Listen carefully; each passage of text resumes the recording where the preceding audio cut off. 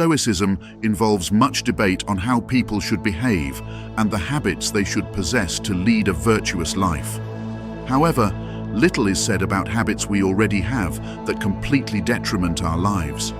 Epictetus said, "There are two vices much blacker and more serious than the rest: lack of persistence and lack of self-control." Epictetus knew that the key to living rightly is to persist and resist.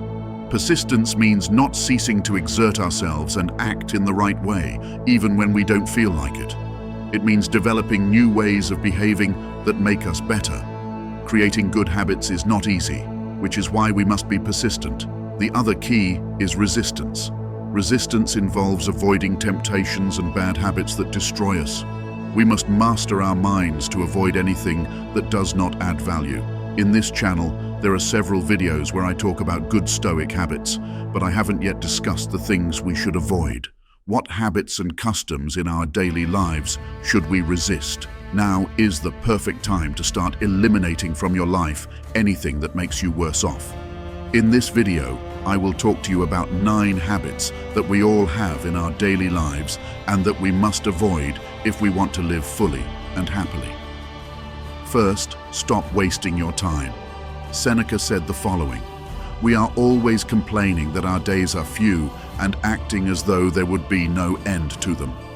Seneca reflected a lot on the duration of life and came to the conclusion that many of us don't really live. We simply exist. We waste our time doing things that don't bring us anything and postpone what we have to do when we feel lazy.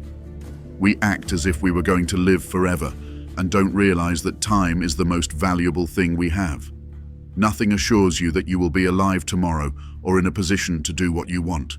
In the words of Marcus Aurelius, "You could leave life right now.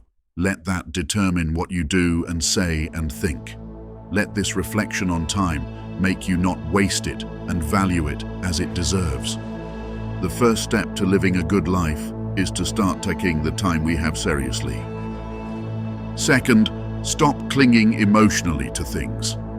The Stoics believed that we have to learn to let go, not only on a physical level, but also on an emotional level. You have made a mistake in your life. Don't torture yourself with it. Learn from it so as not to repeat it. Guilt and regret do not help you. This does not mean that feeling these emotions is wrong. These emotions help us understand that we have acted wrongly. But once we have understood that we have acted poorly and learned from the situation to avoid making the same mistake again, we should not let these emotions continue to torment us.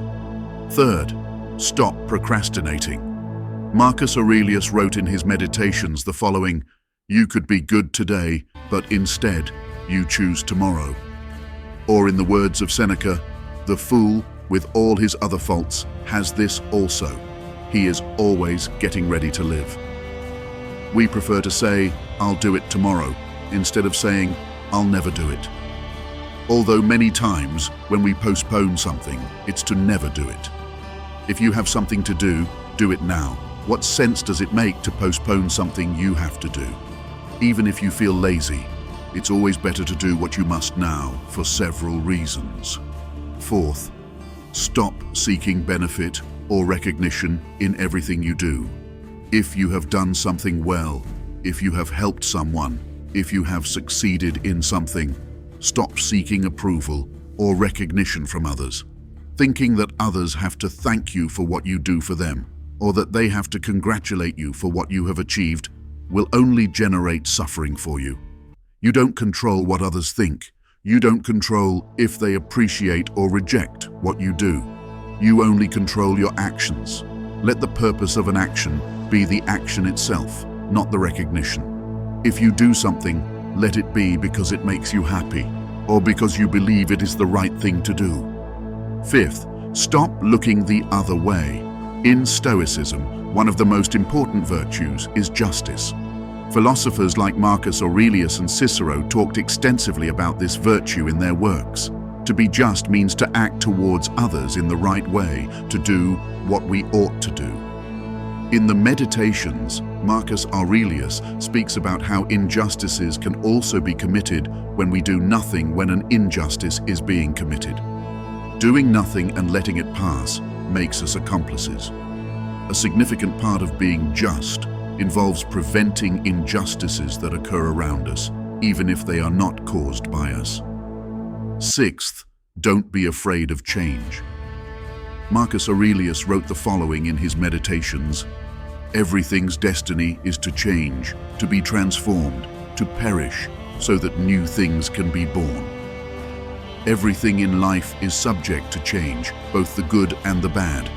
Trying to keep everything the same prevents you from discovering the abundance of opportunities that exist and may arise in your life. Do not fear these changes, for they are inevitable and beneficial. Instead of focusing on avoiding change, concentrate on adapting to it, on embracing the good that comes with the new things that appear in your life. Seventh, stop being a slave. Seneca wrote the following: "Show me a man who is not a slave. One is a slave to lust, another to greed, another to ambition, and all men are slaves to fear. There is no state of slavery more disgraceful than one which is self-imposed." Seneca was right in saying that we are all slaves to something. Often we don't even realize it. To be truly free, we must have our minds fully under our control and be able to resist the temptations that arise in our lives. The best tool to achieve freedom and mastery over our minds is discipline. Eighth, stop settling for mediocrity. Strive for excellence. Every time you do something in your life, ask yourself, have I given my best? If you look back on your life, you will realize that in many situations, you did not give your best. The question is, why are you doing something that doesn't deserve your best? And if it does, why didn't you give it? Ask yourself this with everything you do, and always strive to do it to the best of your ability. Ninth, stop letting anxiety dominate you. In his Meditations, Marcus Aurelius wrote the following: "Today I escaped anxiety," or "No, I discarded it because it was within me, in my own perceptions, not outside." External events are not the cause of anxiety. You're solely responsible for it, as that sensation arises within you due to your thoughts about your future problems. Anxiety doesn't help you or make you better, nor does it serve to solve the problem. It is simply a thought that tortures you. Contemplate what may or may not happen in the future. Realize that no matter what happens in the future, no matter how much uncertainty there is in your life, you have probably overcome worse situations before. Understand that you have the tools to combat anything negative that may come in the future. Differentiate between things you cannot control and things that are under your control. Consider the worst that can happen. In many cases, you will realize that the situation is less serious than you thought. Do you have any habits in your life that you want to eliminate? I look forward to your response in the comments. I hope this video helps you to break free from habits that we all have in our daily lives and that do us no good. Removing these habits and incorporating new ones into your life, as explained in this channel, is the path to living a peaceful, happy, and purposeful life. Until next time. If you need more translations or have any other requests, feel free to ask.